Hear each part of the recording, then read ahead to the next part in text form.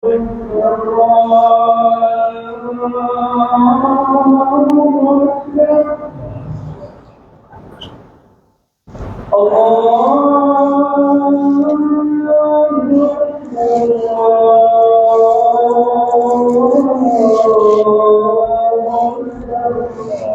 أكبر الله أكبر.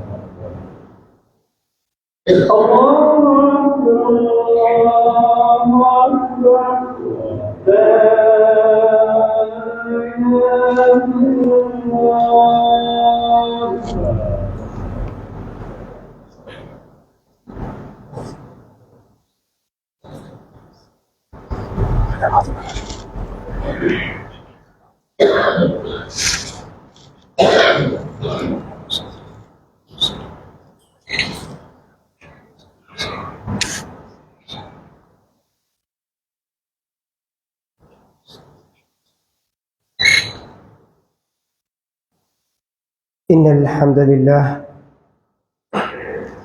نحمده ونستعينه ونستغفره ونعوذ بالله من شرور أنفسنا ومن سيئات أعمالنا. من يهده الله فلا مضل له ومن يضلل فلا هادي له، وأشهد أن لا إله إلا الله وحده لا شريك له، وأشهد أن محمدا عبده ورسوله وصفيه وخليله وخيرته من خلقه وأمينه على وحيه، أرسله ربه رحمة للعالمين وحجة على العباد أجمعين، فهدى الله تعالى به من الضلالة وبصر به من الجهالة وكثر به بعد القلة ولما به بعد الشتات، فصلوات الله وسلامه عليه وعلى آله الطيبين وأصحابه الغر الميامين ومن تبعهم بإحسان إلى يوم الدين. قال الله تعالى: يا أيها الذين آمنوا اتقوا الله حق تقاته ولا تموتن إلا وأنتم مسلمون. يا أيها الناس اتقوا ربكم الذي خلقكم من نفس واحدة وخلق منها زوجها وبث منهما رجالا كثيرا ونساء، واتقوا الله الذي تساءلون به والأرحام إن الله كان عليكم رقيبا. يا أيها الذين آمنوا اتقوا الله وقولوا قولا سديدا يصلح لكم أعمالكم ويغفر لكم ذنوبكم، ومن يطع الله ورسوله فقد فاز فوزا عظيما. أما بعد، فإن أصدق الحديث كتاب الله، وخير الهدي هدي محمد صلى الله عليه وسلم، وشر الأمور محدثاتها، وكل محدثة بدعة، وكل بدعة ضلالة، أو كما قال عليه الصلاة والسلام: أجارني الله وإياكم من النار. قال الله تعالى في محكم التنزيل: ولو أرادوا الخروج لأعدوا له عدة. وقال أيضا: حاميم والكتاب المبين إنا أنزلناه في ليلة مباركة إنا كنا منذرين فيها يفرق كل أمر حكيم قال حبيبنا صلوات الله عليه وسلامه مبشرا لنا بقدوم شهر رمضان آتاكم شهر رمضان شهر مبارك فرض الله عليكم صيامه تفتح فيه أبواب الجنة وتغلق فيه أبواب الجحيم وتغل فيه مرضة الشياطين وفيه ليلة خير من 1000 شهر من حرم خيرها فقد حرم وقال صلى الله عليه وسلم إن لله عتقاء في كل يوم وليلة لكل عبد منهم دعوة مستجاب সম্মানিত উপস্থিত মুসল্লিয়ান কিরাম, আমরা আল্লাহ সুবহানাহু ওয়া তাআলার কাছে রব্বুল ইজ্জত ওয়াল জালালের কাছে আন্তরিকভাবে শুকরিয়া আদায় করি, জ্ঞাপন করি যে তিনি আমাদেরকে রমাদানের দ্বিতীয় জুমাতে নির্ধারিত সময়ের আগে সঠিক সময়ে আল্লাহ সুবহানাহু ওয়া তাআলার প্রিয় জায়গাতে উপস্থিত হওয়ার তৌফিক দান করেছেন। সবাই বলি আলহামদুলিল্লাহ। তিনি আমাদেরকে রমাদানের দ্বিতীয় জুমা পর্যন্ত সুস্থ রেখেছেন। তিনি আমাদেরকে রমাদানের দ্বিতীয় পর্যন্ত আসার তৌফিক দিয়েছেন। আলহামদুলিল্লাহ। আমরা তার কাছে আরও বেশি তৌফিক কামনা করছি যেন আমরা রমাদানের দ্বিতীয় দশক শেষ করে যেন শেষ দশকে যেতে পারি, সেই তৌফিক কামনা করছি। অতঃপর আমাদের প্রিয় হাবিব মুহাম্মদ সাল্লাল্লাহু আলাইহি ওয়াসাল্লাম এর উপর দরুদ ও সালাম পেশ করি। সবাই বলি আল্লাহুম্মা সাল্লি ওয়া সাল্লিম ওয়া বারিক আলা নবিয়িনা মুহাম্মদ। সম্মানিত উপস্থিতি, রমাদান মাস সেই কিছুদিন আগে দেখতে দেখতে আসবে আসবে আসবে অপেক্ষায় ছিলাম আমরা সবাই, কিন্তু আস্তে আস্তে আস্তে আস্তে অলরেডি আমরা রমাদান মাসের সেই মধ্যভাগে চলে আসছি। কিছুদিন পর দেখতে দেখতে আমরা শেষ ভাগ অতিক্রম করে শেষ চলে যাবে, কারণ সময় থেমে নেই, সময় চলে যাবে তার গতিতে।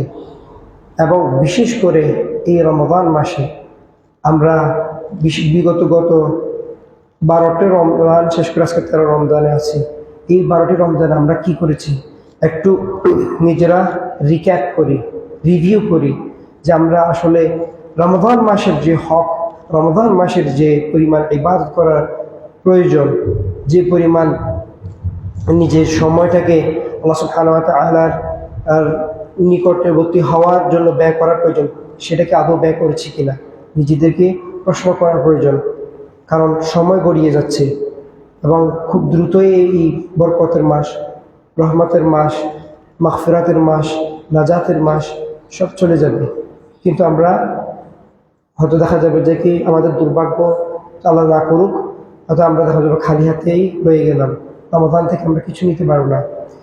সম্মানিত উপস্থিতি, এই রমাদান মাস এমন একটি বরকতময় মাস এবং এই মাসের বরকতটাকে আরও বেশি বৃদ্ধি করেছে এই মাসের একটি রাত্রি, সেটি হচ্ছে লাইলাতুল কদর। তাই আজকে লাইলাতুল কদরের বেশি সময় নেই, যেহেতু আমরা রমাদানের দ্বিতীয় দশকে আছি। তো কিছুদিন পর চোখের পলকে সেটা শেষ হয়ে যাবে। আমরা শেষ দশকে, পৃথিবীর সর্বশ্রেষ্ঠ শেষ রাত্রি, শেষ দশকের রাত্রি হিসেবে, অর্থাৎ রাত্রি হিসেবে গণ্য করা হয়েছে রমাদানের এই শেষ দশককে। তা আমরা এই শেষ দশকে প্রবেশ করব এবং এই দশকে যেহেতু লাইলাতুল কদর আছে, এই লাইলাতুল কদর কীভাবে আমরা নিজেরা লাইলাতুল কদর থেকে যে পরিমাণ এর যে বরকত আছে সেটা কীভাবে আমরা নিজেদের গ্রহণ করতে পারি, সে বিষয়ে আমরা আজকে সংক্ষিপ্তভাবে প্রস্তুতিমূলকভাবে আমি ইনশাআল্লাহ আলোচনা করব। এই কারণে আজকের খুতবা হিসেবে রাখছি আর আলোচনার বিষয় রাখছি কীভাবে লাইলাতুল কদরের প্রস্তুতি নিব। কারণ যখন যুদ্ধ চলে আসে, যখন যুদ্ধ চলে আসবে, যুদ্ধের দিনে প্রস্তুতি নেওয়া যায় না। যুদ্ধ আসবে সেটা জেনে তার আগে থেকেই পূর্ব প্রস্তুতি নিতে হয়। কারণ হচ্ছে যখন আমরা কোনো কিছু পূর্ব প্রস্তুতি নিই, এই পূর্ব প্রস্তুতি অনুযায়ী আমরা আমাদের প্রত্যেকটা কাজকে পরিকল্পনা মাফিক সুন্দরভাবে উত্তমভাবে সেটাকে আমরা কাজে বাস্তবায়ন করতে পারি।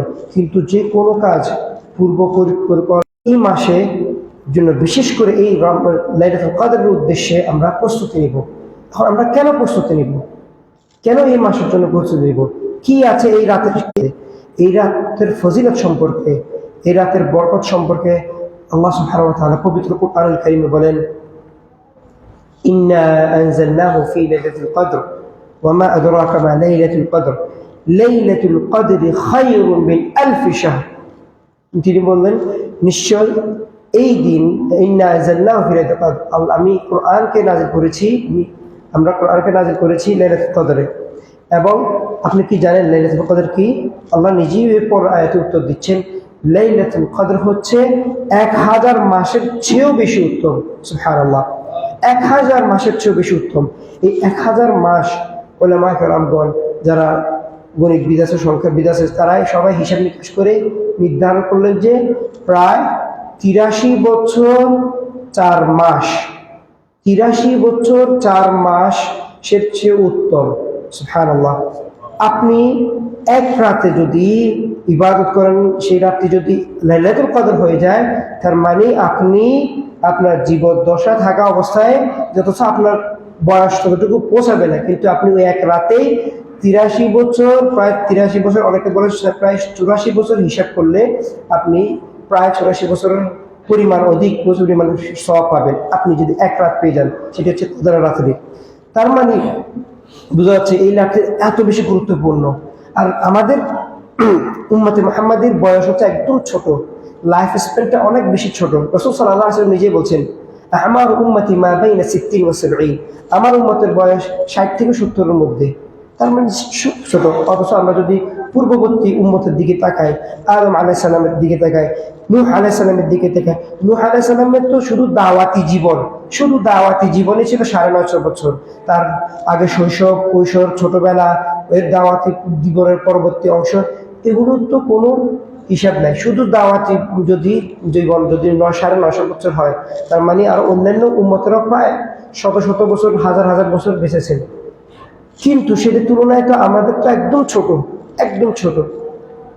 তাই রাসূল সাল্লাল্লাহু আলাইহি সাল্লাম আমাদের এর মানে হায়াত ছোট হলেও কিন্তু আমাদের জীবনে এমন এমন কিছু আল্লাহ সুবহানাহু ওয়া তাআলা সময় দিয়েছেন, যে সময়গুলো আমরা কাজে লাগিয়ে ওই পূর্ববর্তী উম্মতের সমান যেতে পারবো, বরঞ্চ তার চেয়ে আরো বেশি চলে যেতে পারবো। সুবহানাল্লাহ, এটা আল্লাহ সুবহানাহু ওয়া তাআলার পক্ষ থেকে উম্মতে মুহাম্মাদের জন্য বিশাল এক অনুগ্রহ। তাই আমরা আল্লাহর কাছে শুকরিয়া করি যে তিনি আমাদেরকে উম্মতে মুহাম্মাদের অন্তর্ভুক্ত করেছেন। সবাই বলি আলহামদুলিল্লাহ।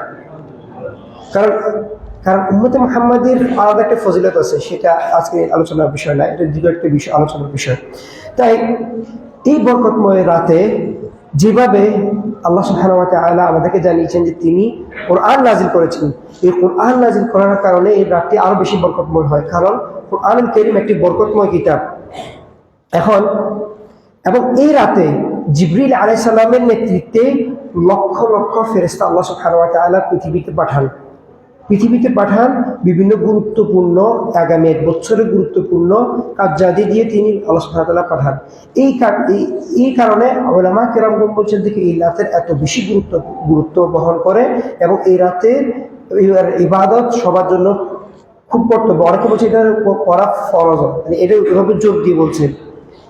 তাই এই রাতে আল্লাহ সুবহানাহু ওয়া তাআলা আর কোরআন কারীমের সূরা দুখানের মধ্যে বলেন যে কি, হামিম ওয়াল কিতাবিল মুবিন, শপথ সেই স্পষ্ট কিতাবের, ইন্না নিশ্চয় আমরা নাযিল করেছি, ফি লাইলাতিন মুবারাকাহ ইন্না কুন্না মুদিন, আমরা একটি বরকতময় রাতে এটি নাযিল করেছি এবং এটিকে আমরা সতর্ক করেছি, আমরা তোমাদেরকে সতর্ক করেছি।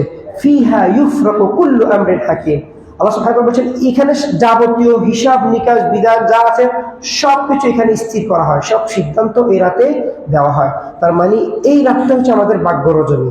আমরা আফসোসের সাথে বলতে হয় যে কি, আমরা রমজান আগের মাসে 15 শাবানকে ভাগ্য রজনী ধরে নিয়ে যে পরিমাণ রমাদানের লাইলাতুল কদরকে গুরুত্ব দেওয়া প্রয়োজন সেই পরিমাণ আমরা গুরুত্ব দিই না, বরং উল্টা দিই। সেটার পরিবর্তে শাবানের মাসের 15 তারিখে এই রাত্রিটাকে আমরা বেশি গুরুত্ব দিই। আল্লাহ আমাদেরকে সঠিক করে বোঝার তৌফিক দান করুন। তো এবার আসুন রাসূল সাল্লাল্লাহু আলাইহি সাল্লাম কিভাবে এই রাতের জন্য প্রস্তুতি নিতেন, আমি একটু একটা হাদিস থেকে দেখি। রাসূল সাল্লাল্লাহু আলাইহি সাল্লাম তিনি আমাদেরকে উম্মুল মুমিনিন আয়েশা রাদিয়াল্লাহু আনহা তিনি আমাদেরকে বলছেন, রাসূল সাল্লাল্লাহু আলাইহি সাল্লাম বলছেন, তাহাররাউ লাইলাতুল কদরি ফিল উইতর মিন আল আশরিল আওয়াখির মিন রমাদান, অর্থাৎ তোমরা রমাদানের শেষ 10 রাত্রিতে এবং বিজোট, বিশেষ করে বিজোট রাত্রিগুলোতে লাইলাতুল কদর তালাশ করো, লাইলাতুল কদর অনুসন্ধান করা। তো রাসূল সাল্লাল্লাহু আলাইহি সাল্লাম তিনি বিজোট রাত্রির ক্ষেত্রে গুরুত্ব দিয়েছেন, ঠিক আছে, কিন্তু রাসূল সাল্লাল্লাহু আলাইহি সাল্লাম তিনি বিজোট রাত্রির জন্য অপেক্ষা করতেন না। তিনি জোট বিজোট তিনি সব রাত্রিতে, শেষ দশকের সব রাত্রিতে এত পরিমাণে তিনি ইবাদত করেছেন, শুধুমাত্র লাইলাতুল কদর যেন তার থেকে ছুটি না যায়। আমরা ইনশাআল্লাহ এই বিষয়ের সামনে আরো বিস্তারিত আলোচনা করব। রাসূল সাল্লাল্লাহু আলাইহি সাল্লাম কিভাবে প্রস্তুতি নিতেন, আয়েশা রাদিয়াল্লাহু আনহা আর হাদিস থেকে বললেন যে ইদা দাখালাল আশর, যখন রমজানের শেষ দশক প্রবেশ করে, রাসূল সাল্লাল্লাহু আলাইহি সাল্লাম আহইয়া লাইলা, তিনি তার রাত্রিগুলো তিনি সারা জাগন থাকতেন। রমজানের প্রথম 20 রাত্রিতে তিনি ঘুমাতেন, আবার ইবাদতও করতেন।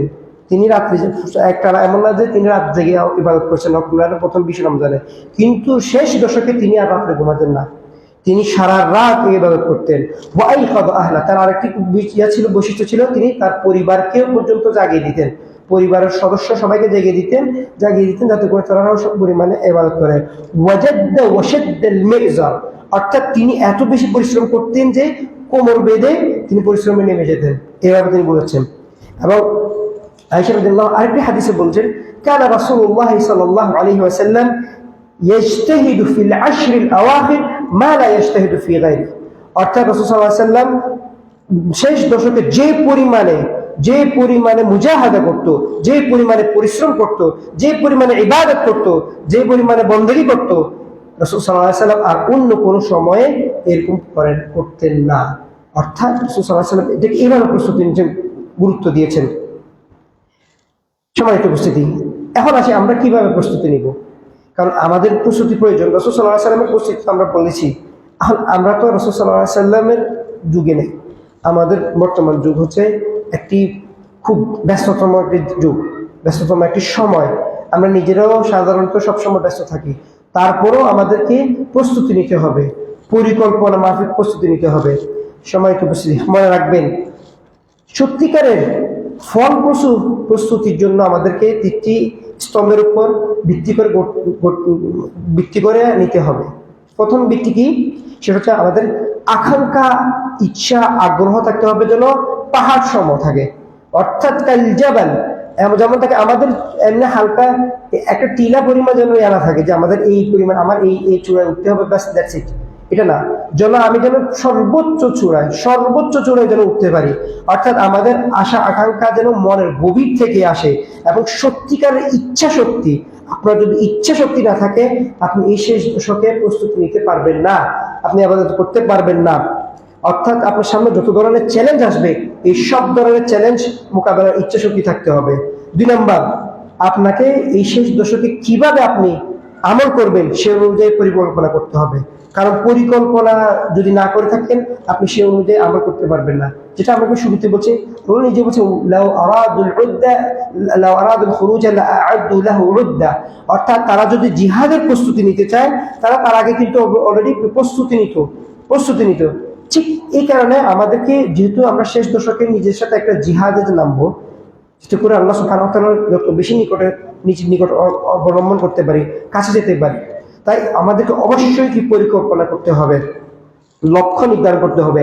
আমি এই দিনে এত পরিমাণ আয়াত কোরআন, এত পৃষ্ঠা কোরআন তিলাওয়াত করব, এত রাকাত সুন্নাত, এত রাকাত আদায় করব, এতগুলো জিকির করব, এতগুলো ইস্তিগফার করব, এই সবগুলো আপনাকে পরিকল্পনা থাকতে হবে এবং প্রতিদিন যেন আপনার এই পরিকল্পনাতে যেন বাস্তবায়ন হয় সে ব্যাপারে আপনাকে সচেতন থাকতে হবে। এবং 3 নম্বর যে স্তম্ভটা থাকবে আপনাকে প্রস্তুতি নেওয়ার ক্ষেত্রে সবচেয়ে সহায়ক হবে, অবশ্যই ধৈর্য ধারণ করা।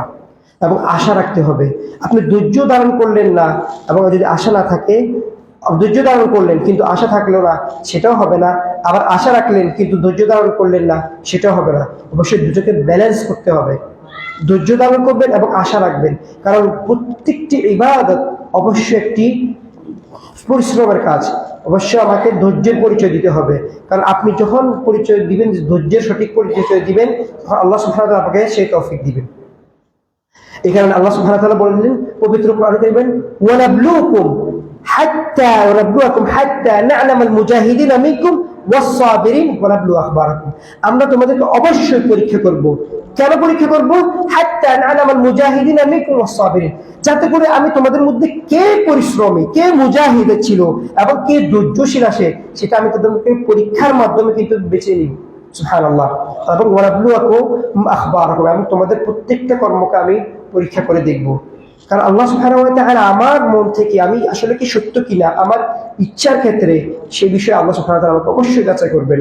আমাদেরকে সেই পরীক্ষা দেওয়ার জন্য প্রস্তুত থাকতে হবে।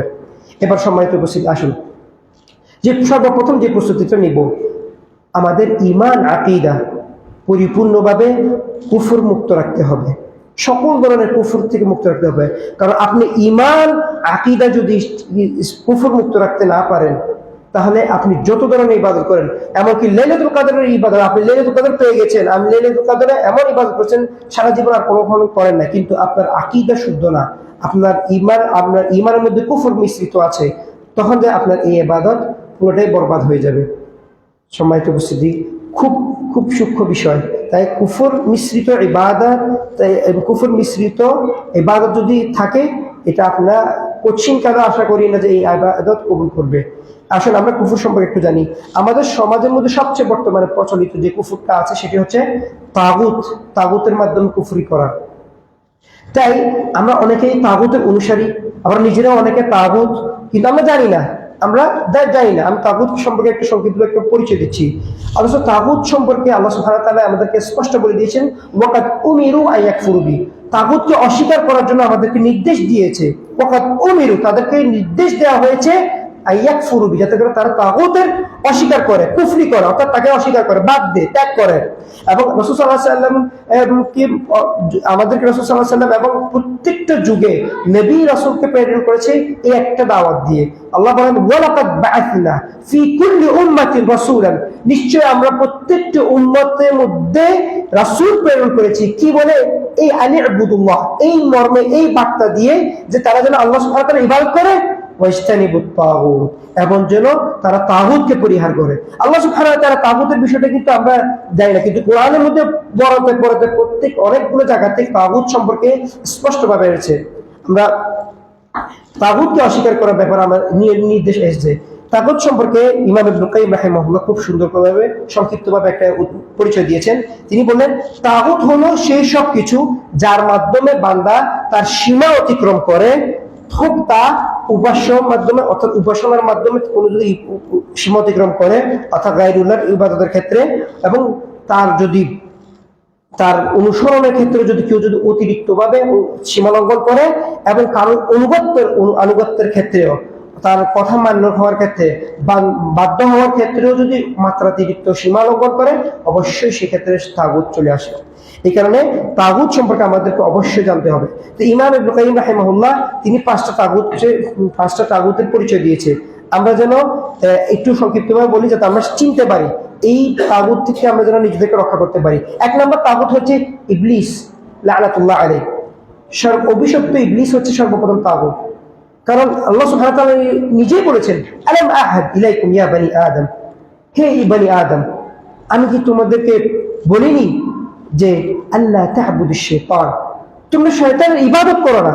মানুষকে শয়তানের ইবাদত করে না? অবশ্যই করে। আল্লাহ নিজেই বলেছেন, এই আয়াতে স্পষ্ট বলেছেন, লা তা'বুদুশ শাইতান ইন্নাহু লাকুম আদুউম মুবিন, নিশ্চয় শয়তান তোমাদের প্রকাশ্য শত্রু। এই শয়তানকে ইবাদত করা মানে কি? আমরা শয়তানের ওয়াসওয়াসায় আমরা প্রেরিত হচ্ছি, শয়তান আমাদেরকে যেদিকে নিচ্ছে আমরা সেভাবে যাচ্ছি। এইভাবে আমরা শয়তানের কিন্তু ইবাদতেই করতেছি, হয়তো সরাসরি বলতেছি না, কিন্তু শয়তানের অনুসরণের মাধ্যমে আমরা শয়তানের ইবাদত করতেছি। এই কারণে শয়তান হচ্ছে সবচেয়ে বড় তাগুত। দুই নম্বর তাগুত হচ্ছে কি? আমরা আল্লাহ সুবহানাহু ওয়া তাআলা ব্যতীত যার ইবাদত করা হয় এবং যে ওই ব্যক্তি যে ইবাদত পেয়ে সন্তুষ্ট থাকে, অর্থাৎ মান উবিদা মিন দুনিল্লাহি ওয়া হুয়া রাদিন ফি বিযালিক, অর্থাৎ আল্লাহ সুবহানাহু ওয়া তাআলা ব্যতীত যদি অন্য কাউকে ইবাদত করা হয় এবং ওই ব্যক্তি জীবিত থাকা অবস্থায় যদি সে যদি এই ক্ষেত্রে রাজি থাকে যে হ্যাঁ আমাকে ইবাদত করা হচ্ছে, আমি সন্তুষ্ট আছি, হ্যাঁ, তাহলে সে ওই ব্যক্তিও তাগুত। আমাদের যদি দেখি, আমাদের বর্তমান সমাজের দিকে যদি দেখি, একদম প্রচলিতভাবে আমাদের পীর বুজুর্গ আছে, অতীত ওলি আছে, দিনদার আছে, অনেকে দেখবেন যে কি তারা সরাসরি বলতেছে না যে আমার ইবাদত করিও না, কিন্তু তার মুরিদরা যখন, পীরের মুরিদরা যখন আসি তার জন্য নম করে, তারা একদম কথা শুনে এমন ভাবে শুনে তার কথা, তার পিরিশ রাইট আর বাকি সবাই ভুল। এই যে এই ধরনের অন্ধ অনুসরণ অনুকরণ, এগুলো তাগুতের ইবাদত। এবং ওই ব্যক্তি যদি এটাকে মেনে নেয়, নিজে মনে মনে সন্তুষ্ট থাকে যে আমি হ্যাঁ আমার ইবাদত করা বা ইবাদত করতেছে, আমার এভাবেই কথা শুনতেছে তারা, আর আমি যা বলি তাই তারা মানতেছে, সেটা অবশ্যই সেই ওই ব্যক্তি তাগুত। আমরা চিনি না, না জানার কারণে আমরা তাদেরকে এভাবে গ্রহণ করছি, কিন্তু চিনে রাখুন এরাই হচ্ছে আসল প্রকৃতপক্ষে তাগুত কোরআন সুন্নাহ মোতাবেক। এই কারণে আমাদেরকে এই ধরনের ব্যক্তির থেকে সম্পর্ক রাখা যাবে না, সম্পর্ক কাট করতে হবে। কারণ যত ধরনের এই ধরনের পীর বুজুর্গে দেখবেন যে যারা এই কাজগুলোর প্রতি আগ্রহ প্রকাশ করে অথবা সহজ করে দেয়, নিজেও পথ উন্মুক্ত করে দেয়, তাদের থেকে আপনারা দূরে থাকবেন। আমাদেরকে হেফাজত করুন এই ধরনের ব্যক্তি থেকে। এরপর আসুন, যে ব্যক্তি গায়েব বা অদৃশ্যের জ্ঞানের দাবি করে, আছে না অনেক ব্যক্তি আছে না যে অমুক জায়গাতে এটা হচ্ছে, আমাদের পীর বুজুর্গরা এই ধরনের দাবি অনেকে দাবি করে। আবার অনেকে বলে যে কি উনি মারা গিয়েছেন, কিন্তু অনেকে বলে যে কি উনি এরকম গায়েব জানতো, ওখানে কি হচ্ছে, ওই এলাকাতে কি হচ্ছে, বা অমুক দেশে কি হচ্ছে, এই ধরনের অনেক আজগুবি কাহিনী আপনারা শুনবেন এবং সমাজে প্রচলিত আছে। এই যে ধরনের যারা কেউ যদি নিজে দাবি করে সে ব্যক্তি নিজেও তাগুত। আবার কেউ যদি বলে যে অমুক ব্যক্তি এটা জানে এবং সে এই ব্যাপারে কোনো প্রতিবাদক যদি না করে, অবশ্যই সেই ব্যক্তি তাগুত। বুঝছেন?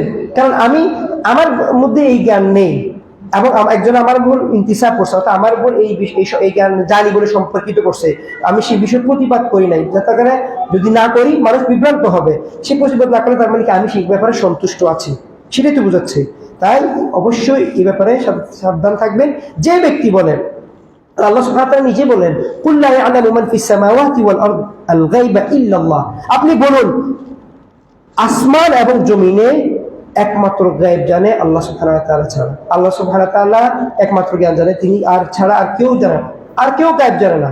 তা আমরা যদি আল্লাহ সুবহানাহু ওয়া তাআলার এই জ্ঞানটা একমাত্র আল্লাহ সুবহানাহু ওয়া তাআলা একক হক, এটা তার সিফাত, তার গুণ, এই গুণটা যদি আমরা, এবং রাসূল সাল্লাল্লাহু আলাইহি ওয়াসাল্লাম পর্যন্ত স্বয়ং জানেন না, তিনি গায়েব জানতেন না। তিনি যদি গায়েব জানতেন, তাকে যখন খাসির সাথে মাংসের সাথে বিষ মিশিয়ে দেওয়া হয়েছিল, তিনি তো বলতে পারতেন যে তার সামনে সাহাবীটা মারা গিয়েছে একটা খেয়ে, তিনি বলতে পারতেন তুমি খেয়ে না, এটাতে বিষ দিয়েছে না, তিনি জানতেন না, এবং তিনি নিজেও খেয়েছেন এবং তার শরীরের মধ্যে বিষক্রিয়া শুরু হয়ে গিয়েছিল। আল্লাহ ওনাকে হেফাজত করেছেন। তার মানে বোঝা যাচ্ছে কি ইভেন নবীরা পর্যন্ত কোনো গায়েব জানেন না। এরপরে 4 নম্বর ওই ব্যক্তি তাগুত, যে জনগণকে তার ইবাদত করার আহ্বান জানায় এবং নতুন নতুন ইবাদত তৈরি করে, অর্থাৎ নিজের পথ তরিকার মধ্যে আহ্বান করে, পদ্ধতির মধ্যে আহ্বান করে এবং নিজে ইবাদতের নির্দিষ্ট মাধ্যম তৈরি করে, পথ তৈরি করে, রাস্তা তৈরি করে। অর্থাৎ রাসূল সাল্লাল্লাহু আলাইহি ওয়াসাল্লামের তরিকাকে বাদ দিয়ে নিজে তরিকা পদ্ধতি আবিষ্কার করে এবং বলে যে তোমরা এইভাবে ইবাদত করো, এই পদ্ধতির ইবাদত করো, এইভাবে করো, তাহলে তোমরা আল্লাহর নিকটে লাভ করবে। আসলে এরকম এই এত খতম দিলে, বড় খতম দিলে তোমরা এটা করবে, এটা করলে এটা করবা, কারণ হচ্ছে এই খতমগুলোর শরীয়ত স্পষ্টভাবে রাসূল সাল্লাল্লাহু আলাইহি ওয়াসাল্লামের দলিল নাই যে আপনি ইবাদত করবেন। ইবাদতের মূল ভিত্তি একটা আপনাদের কাছে জানা রাখতেছি, আল ইবাদ আসলু আত তাওকিফ, তাওকিফের উপর নির্ভর। তাওকিফ কি? কোরআন সুন্নাহ। ইবাদত সবসময় রাখবেন তাওকিফের উপর নির্ভর, অর্থাৎ কোরআন সুন্নাহর উপর। যেটা কোরআনে পাবেন, সুন্নাতে পাবেন, সেটা ইবাদত হিসেবে গ্রহণ করবেন, আর যেটা পাবেন না সেটাই হিসেবে গ্রহণ করবেন না। এখানে না কোরআন সুন্নাতে নাই, আমি অন্য সেই আমার বড় বাপ দাদা হোক, চোদ্দ গোষ্ঠী হোক, বড় পীর হোক, আল্লাহর সবচেয়ে বড় ওলি হোক, তাকে বলবেন না আমাকে একটা প্রমাণ দেন কোরআন থেকে সুন্নাত থেকে। যদি দিতে পারে তাহলে আমি ইবাদত করবো, না দিতে পারলে আপনিও থাকেন, আপনার তরিকাও থাকুক। তারপরে আমি এই যাব না, আমি রাসূল সাল্লাল্লাহু আলাইহি ওয়াসাল্লামের তরিকা অনুযায়ী আমি ইবাদত করব। কারণ আমাদেরকে আল্লাহ সুবহানাহু ওয়া তাআলা রাসূল সাল্লাল্লাহু আলাইহি ওয়াসাল্লামকে অনুসরণ করার নির্দেশ দিয়েছে, ওয়া আতিউল্লাহ ওয়া আতিউর রাসূল, তোমরা আল্লাহর অনুসরণ করো, আল্লাহর ইতাআত করো এবং তার রাসূলের আনুগত্য করো। রাসূলের আনুগত্য মানে কি? তার অনুসরণ করা, তার পথ অনুসরণ করা। আপনি রাসূলের আনুগত্য বাদ দিয়ে যদি অন্য কারো পথ অনুসরণ করেন, আপনি আল্লাহকে অস্বীকার করলেন, রাসূলকে অস্বীকার করলেন, ওই ব্যক্তিকে তাগুত হিসেবে গ্রহণ করলেন এবং আপনি কুফরি করলেন। বুঝতে পারছি? তাই সাবধান হন, আমরা যেন এই ধরনের কোনো পথে যেন পা না বাড়াই।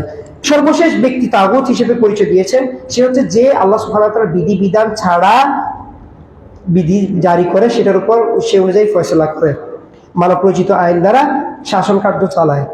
তাই এটাও এক ধরনের তাগুত, এটাও তাগুত। কোরআনে কারীমে বলছেন, ওয়ামান লাম ইয়াহকুম বিমা আনজালাল্লাহ ফাউলাইকা হুমুল কাফিরুন, যে আল্লাহ সুবহানাহু ওয়া তাআলা নাযিলকৃত বিধান অনুযায়ী হুকুম বিচার কার্য চালাবে না, সে কাফের। অপর আরেকটি আয়াত বলছে ওই ব্যক্তি হচ্ছে জালেম, এবং আরেকটি আয়াত বলছেন যারা আল্লাহ সুবহানাহু ওয়া তাআলার বিধান অনুযায়ী কাজ করবে না তারা হচ্ছে ফাসিক। অর্থাৎ সূরা মাইদার 44, 45 এবং 47 নম্বর আয়াতে স্পষ্টভাবে এগুলা আল্লাহ সুবহানাহু ওয়া তাআলা বলে দিয়েছেন। এরাই সবাই তাগুত। সম্মানিত উপস্থিতি, আমরা এই বিষয়গুলো থেকে স্পষ্ট বুঝতে পারছি যে তাগুতের উপস্থিতির মাধ্যমে যদি আমরা আমাদের ইবাদত করি, অর্থাৎ কুফরের মাধ্যমে যদি আমাদের ইবাদত করি, সেটা আমাদের ইবাদত কবুল হবে না। আল্লাহ সুবহানাহু ওয়া তাআলা এই কারণে তাওহীদের একটা শর্ত আছে, তাওহীদের বড় একটা দুইটা শর্ত আছে, রুকন আছে। এটা হচ্ছে লা ইলাহা ইল্লাল্লাহ, তাওহীদের কালিমাত তাওহীদ কি? লা ইলাহা ইল্লাল্লাহ, আল্লাহ ছাড়া সত্য কোনো মাবুদ নেই।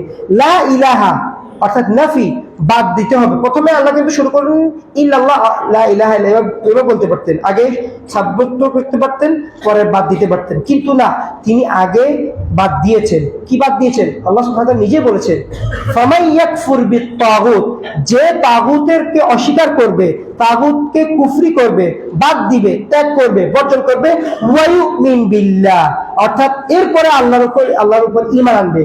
অর্থাৎ আল্লাহ চাইলে আয়াতকে এভাবে বলতে পারতেন, ওয়া মান ইউমিন বিল্লাহ সুম্মা ইয়াকফুর বিত-তাগুত আও ফায়াকফুর বিত-তাগুত, এটাও বলতে পারতেন, কিন্তু আল্লাহ সুবহানাহু ওয়া তাআলা আগেই বলছে যে তোমরা তাগুতকে বাদ দাও, তাগুতকে বর্জন করো, তারপর আল্লাহর উপর ঈমান আনো।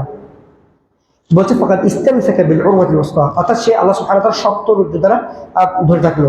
সম্মানিত উপস্থিতি, তাই আমরা নিজেকে সচেতন হব, জ্ঞান অর্জন করবো, দোয়া করি যেন তিনি আমাদের সকল ধরনের তাগুত থেকে রক্ষা করে, আমিন। এরপর আসল দ্বিতীয় প্রস্তুতি হচ্ছে সকল ধরনের শিরকি কর্মকাণ্ড থেকে নিজেকে মুক্ত রাখা। কারণ আপনি শিরক যুক্ত যদি কোনো আমল থাকে, সে আপনার আমলটা বাতিল হয়ে যাবে। ইভেন রাসূল সাল্লাল্লাহু আলাইহি সাল্লামকে বলছেন, ওয়ালাকাদ উহিয়া ইলাইকা ওয়া ইলাল্লাযীনা মিন ক্বাবলিকা লাইন আশরাকতা লায়াহবাতান্না আমালুকা, অর্থাৎ আল্লাহ সুবহানাহু ওয়া তাআলা বলেন ওয়ালাকাদ উহিয়া ইলাইকা, আপনার উপর এই ওহী জারি করা হয়েছে যে ওয়া ইলাল্লাযীনা মিন ক্বাবলিক, এবং আপনার পূর্ববর্তী যত নবী আসছে, যত রাসূল আসছে, তাদেরকে পর্যন্ত এই ওহী দিয়ে দেওয়া হয়েছে যে লাইন আশরাকতা, অর্থাৎ আল্লাহ সুবহানাহু ওয়া তাআলার রুবুবিয়্যত, উলুহিয়্যত, আসমা ওয়া সিফাতে যদি কেউ শরীক করে, শিরক করে, তার আমল বরবাদ হয়ে যাবে, এবং কি সেটা নবী হলেও। আল্লাহ আমাদেরকে হেফাজত করুন। তাহলে আমরা কোথায় যাব? আমরা তো প্রতিনিয়ত শিরকের মধ্যে লিপ্ত আছি। আমাদের সমাজে প্রচলিত অনেক শিরক আছে, এর মধ্যে প্রচলিত একটা শিরক হচ্ছে তাবিজ ঝুলানো। আচ্ছা, মনে করে রাগ করতে পারেন, অনেকের মধ্যে এটা এখনো পর্যন্ত আছে, কিন্তু রাগ করিয়েন না। এটা স্পষ্ট রাসূল সাল্লাল্লাহু আলাইহি সাল্লাম বলছেন যে কি, মান আল্লাকা তামিমাতান ফাকাদ আশরাক, যে ব্যক্তি তাবিজ ঝুলালো সে শিরক করলো। এটা স্পষ্ট বিশুদ্ধ হাসান হাদিস। তার মানে কি, রাসূল সাল্লাল্লাহু আলাইহি সাল্লাম বলে দিয়েছে যে কেউ ব্যক্তি তাবিজ ঝুলালে সে শিরক করলো। কিন্তু আপনি বলতে পারবেন যে আমাদের সমাজের মধ্যে এই জিনিসটা প্রচলিত নাই?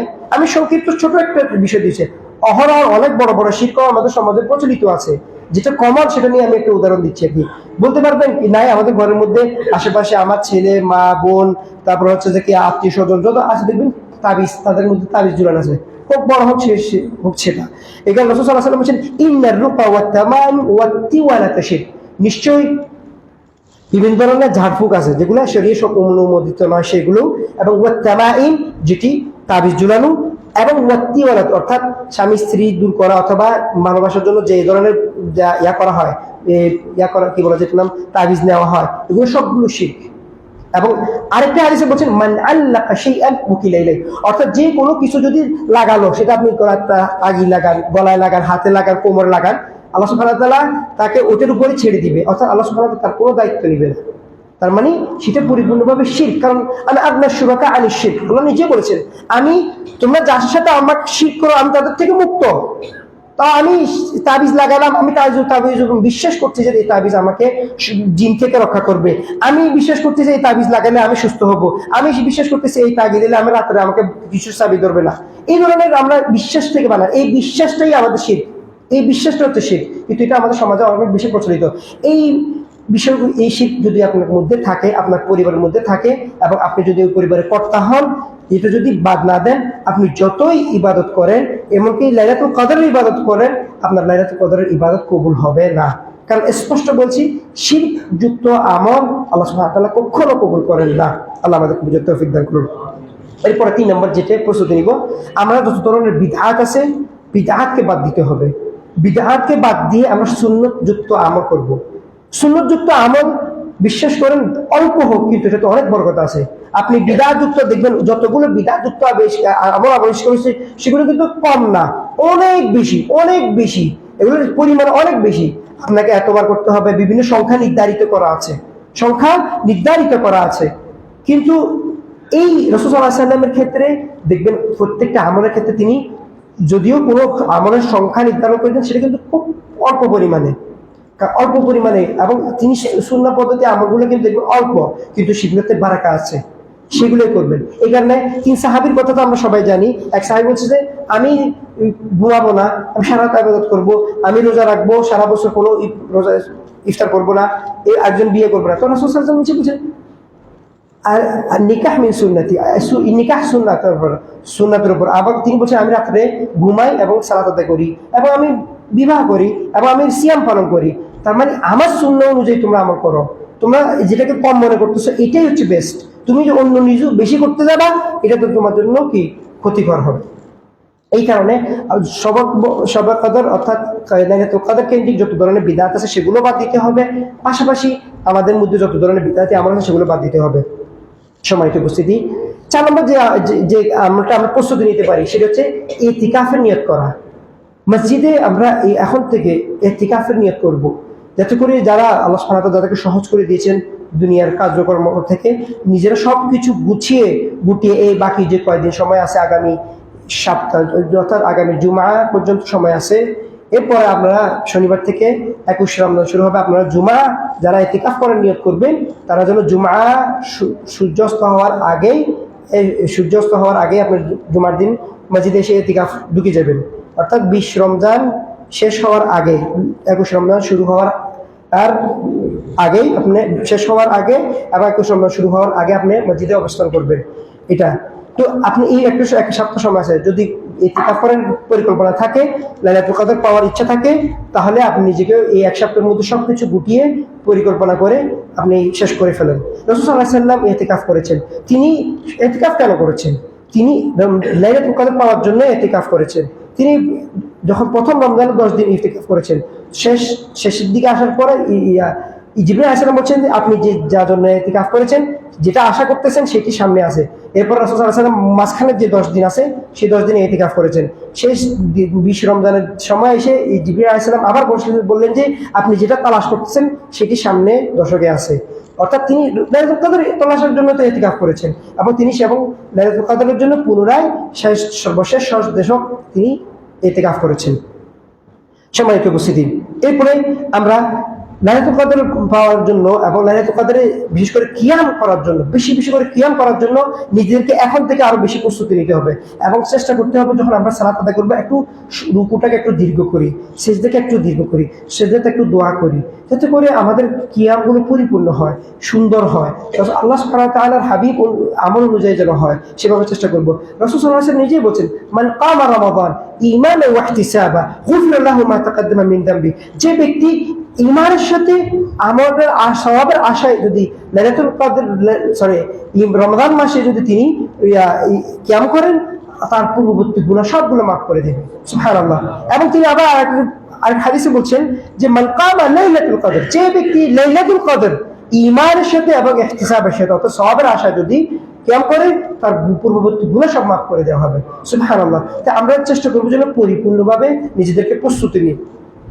এরপরে যেহেতু রমাদান মাস কোরআনের মাস, লাইলাতুল কদরের কোরআন নাযিল হয়েছে, এই কারণে আমরা শেষ দশকেও যেন পরিপূর্ণভাবে বেশি বেশি করে কোরআন কারীম তিলাওয়াত করার চেষ্টা করব। আল্লাহ আমাদেরকে তৌফিক দান করুন। তারপর করে আমাদের সালাফরাও তারা রমজানের প্রথম 20 ইমাম আহমদ ইবনে হাম্বল প্রথম 20 রমজানে তিনি 3 দিনে 4 দিনে 5 দিনে কোরআন খতম করতেন, কিন্তু শেষ দশকে আসার পর প্রতিদিন এক খতম দিতেন, একবারে প্রতিদিন এক খতম দিতেন। এইভাবে তেনার চেষ্টা করতেন প্রত্যেকটা দিনের বেলায় রাতের বেলায় যখনই সময় পেতেন প্রত্যেকটাকে তারা সময় কাজে লাগাতেন, ইবাদত করতেন, কোরআন তিলাওয়াত করতেন, কিয়াম করতেন এভাবে। এবং এই কারণে ইমাম শাফিঈ রাহিমাহুল্লাহ খুব সুন্দর একটা কথা বলছেন, কোরআন যে বেশি তিলাওয়াত করবে তার দুনিয়া এবং আখিরাতের জন্য কল্যাণ। তিনি বলছেন মান আরাদাদ দুনিয়া ফাআলাইহি বিল কোরআন, যে দুনিয়া চায় আখিরাত না, সে যে দুনিয়া চায় সেজন্য কোরআনকে আঁকড়ে ধরে। আবার বলছেন ওয়া মান আরাদাল আখিরা ফাআলাইহি বিল কোরআন, যে শুধু আখিরাত চায় সেজন্য কোরআনকে আঁকড়ে ধরে। এবং তিনি সর্বশেষ কথাটা খুব সুন্দর বলছেন ওয়াল আরাদাদ দুনিয়া মা ওয়াল আখিরা মা, অর্থাৎ দুটো একসাথে চায় সেজন্য কোরআনকে আঁকড়ে ধরে। তাহলে আমরা কোরআন আমাদের জন্য হিদায়াত হিসেবে এসেছে, আমরা কোরআনকে ছেড়ে দিয়ে বাকি সব আঁকড়ে ধরার চেষ্টা করতেছি। আল্লাহ আমাদেরকে বুঝার তৌফিক দান করুন। আমরা যেন কোরআনের দিকে অগ্রসর হয়ে কোরআনকে বুঝে উপলব্ধি করার তেলাওয়াত করার চেষ্টা করি, যেন কোরআন থেকে আমরা হিদায়াত লাভ করতে পারি। আল্লাহ আমাদেরকে তৌফিক দান করুন। এরপরে সর্বশেষ যেটা করবেন, বেশি বেশি করে দোয়া করবেন, কারণ দোয়া এমন দোয়ার মাধ্যমে যত ধরনের বন্ধ দরজা আছে সব ওপেন হয়ে যায়। এই কারণে উমর ইবনে খাত্তাব রাদিয়াল্লাহু আনহু তিনি বললেন আনা লা আহমিলু হাম্মাদ দুআ, আমি কখনো দোয়া হাম্মাদ ইজাবা, অর্থাৎ আমার দোয়া কবুল হবে কি হবে না আমি কোনো টেনশন করি না। তখন বলছেন ফাইদা উলহিমতু ওয়ালাকিন হাম্মাল দুআ, অর্থাৎ ফাইদা উলহিমতু দুআ ফাইনাল ইজাবা মা, অর্থাৎ যদি আমাকে দোয়া করার তৌফিক দেওয়া হয়, আমাকে দোয়া করার যদি আল্লাহ সুবহানাহু ওয়া তাআলা ক্ষমতা দেয়, তার মানে বুঝতে পারি যে তিনি আমার দোয়াটা কবুল করবেন। সুবহানাল্লাহ। তার মানে আমাদেরকে বেশি বেশি করে দোয়া করতে হবে, কারণ আপনি দোয়ার মাধ্যমে আপনি তৌফিক কামনা করবেন। তৌফিক আল্লাহ সুবহানাহু ওয়া তাআলা যদি তৌফিক না দেন, শত চেষ্টা করে আপনি কোনো আমল করতে পারবেন না, কারণ সবকিছু আল্লাহ সুবহানাহু ওয়া তাআলার পক্ষ থেকে তৌফিক। আমার নড়া চড়া, শরীরের শক্তি, সব সামর্থ্য সবকিছু আল্লাহ সুবহানাহু ওয়া তাআলার পক্ষ থেকেই দেওয়া। তাই আমরা যত বেশি দোয়া করব, তৌফিক কামনা করব এবং আল্লাহর কাছে বলবো যেন তিনি আমাদেরকে শেষ দশকটা লাইলাতুল কদর যেন পাওয়ার তৌফিক দান করেন, বেশি বেশি করে ইবাদত করার তৌফিক দান করেন, বেশি বেশি করে আমাদের জন্য সুস্থ রাখেন, সেই দোয়া করবেন, দেখবেন ইনশাআল্লাহ সুবহানাহু ওয়া তাআলা আপনাকে সহজ করে দিবেন। এই কারণে মুআয ইবনে জাবর রাদিয়াল্লাহু আনহু বলছেন, ইয়া মুআয, রাসূল সাল্লাল্লাহু আলাইহি ওয়াসাল্লাম বলছেন ইন্নী উহিব্বুক, আমি তোমাকে আল্লাহর জন্য ভালোবাসি। সুবহানাল্লাহ, কি একটা উপদেশ দিচ্ছেন, বলছেন উসিক ইয়া মুআয লা তাদআন্না ফি দুবুর কুল্লি সালাতিন আন তাকুলা আল্লাহুম্মা আইন্নি আলা যিকরিকা ওয়া শুকরিকা ওয়া হুসনি ইবাদাতিক। বলছে তুমি নামাজের শেষের অংশে, অর্থাৎ এখানে দুটো আমার কাছে অনেক ওলামা বলছেন মানে সালাম ফিরানোর আগে অথবা অনেকে বলছে সালাম ফিরানোর পরে, এই দোয়াটা যেন তোমার মুখ থেকে যেন না যায়। সেটা হচ্ছে কি, আল্লাহুম্মা আইন্নি আলা যিকরিকা, হে আল্লাহ আপনি আমাকে সাহায্য করুন। আলা যিকরি, কেন সাহায্য করবেন? আর যেন আপনার সুন্দরভাবে জিকির করতে পারি। ওয়া আলা শুকরিকা, যে আল্লাহ আমাকে সাহায্য করুন, কেন সাহায্য করবেন? অবশ্যই যাতে করে আপনার সুন্দরভাবে উত্তমভাবে শুকরিয়া আদায় করতে পারি। ওয়া হুসনি ইবাদাতিকা, কেন সাহায্য করবেন? যেন আপনার উত্তম রূপে সুন্দরভাবে পরিপূর্ণভাবে ইবাদত করতে পারি। সুবহানাল্লাহ। রাসূল সাল্লাল্লাহু আলাইহি ওয়াসাল্লাম শিখিয়ে দিচ্ছেন। আমরা এই কারণে আমরা জানি না, অর্থ না জানার কারণে অনেকে বলি আমরা প্রতিদিন 17 বার আল্লাহ সুবহানাহু ওয়া তাআলার কাছে তৌফিক কামনা করি। ইয়াকা না'বুদ ওয়া ইয়াকা নাস্তাঈন, কমপক্ষে 17 বার আমরা সূরা ফাতিহা পড়ি না? সূরা ফাতিহা পড়ি। এই আয়াতের মাঝখান ইনশাআল্লাহ একসময় আলোচনা করব। এই আয়াতের মাঝখানটা হচ্ছে পুরো কোরআনের সারমর্ম হচ্ছে এই একটা আয়াত। সুবহানাল্লাহ। ইয়াকা না'বুদ ওয়া ইয়াকা নাস্তাঈন, অর্থাৎ আমরা আপনার ইবাদত করি এবং একমাত্র আপনার কাছে সাহায্য কামনা করি। এই কারণে আল্লাহ সুবহানাহু ওয়া তাআলা আমাদেরকে সাহায্য কামনার জন্যই আমাদেরকে শিক্ষা দিচ্ছেন। তাই আমরা অবশ্যই বেশি বেশি করে আল্লাহ সুবহানাহু ওয়া তাআলার সাহায্য কামনা করব। এবং সর্বশেষ যেটা বলবো সেটি হচ্ছে যে বেশি বেশি করে দান সদকা করবেন। দান সদকা করবেন, এখন থেকে করবেন, যাতে করে রমজানের শেষ দশকে এসে আপনি মসজিদে যদি ইতিকাফে থাকেন সেই অবস্থায় আপনি পরিকল্পনা করে নিয়ে যাবেন প্রতিদিন যেন মসজিদের ইতিকাফ থাকা অবস্থায় দিনে এবং রাতে দান করতে পারেন। আর যদি ইতিকাফে না থাকেন অন্তত প্রতিদিন দান করবেন। কারণ যদি আপনার দান যে মুহূর্তে দেন ওই মুহূর্তে যদি লাইলাতুল কদর যদি মিলে যায়, সুবহানাল্লাহ, আপনি 83 বছর প্রায় 84 বছর আপনি দান করার সওয়াব পেয়ে যাবেন। সুবহানাল্লাহ। উলামা কেরামরা বলছেন, এটা আমার কথা না, আলেমরা বলছেন যে আপনি যদি দানের করার ক্ষেত্রে, আপনার ইবাদতের করার ক্ষেত্রে, ওই ইবাদতটা যদি যখন করছেন, কোরআন তিলাওয়াত করছেন, ওই কোরআন তিলাওয়াত যখন করছেন, ওই দিন যদি লাইলাতুল কদর হয়ে যায়, লাইলাতুল কদর যদি হয়ে যায়, তার মানে আপনি এত পরিমাণ সওয়াব পাবেন যেটা কল্পনা নেই, 1000 মাসের চেয়ে উত্তম। সুবহানাল্লাহ। তাআলা আমাদেরকে তৌফিক দান করুন, বেশি বেশি বুঝার তৌফিক দান করুন। আকুলু মা তাসমাউন ওয়া আস্তাগফিরুল্লাহ লি ওয়া লাকুম ওয়া লিসাইরিল মুসলিমিনা মিন কুল্লি যামবিন ফাস্তাগফিরুহু ইন্নাহু হুয়াল গফুরুর রহিম।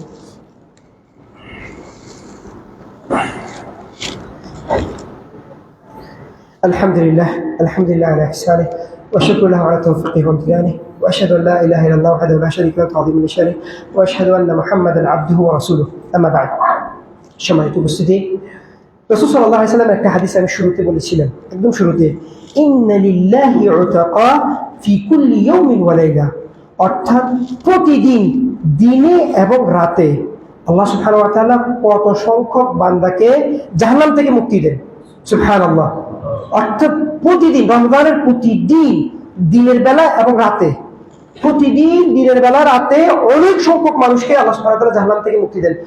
এই কথার অর্থ উলামা কেরাম যখন বললেন, আমরা শুনি অনেকে, কিন্তু এই উলামা কেরাম বললেন যে কি, অর্থাৎ তাকে জাহান্নাম থেকে মুক্তি দেওয়া মানে কি, তাকে এমন ভাবে মুক্তি দিবে যে চিরতরে তার জন্য জাহান্নাম হারাম করে দিবে। সুবহানাল্লাহ।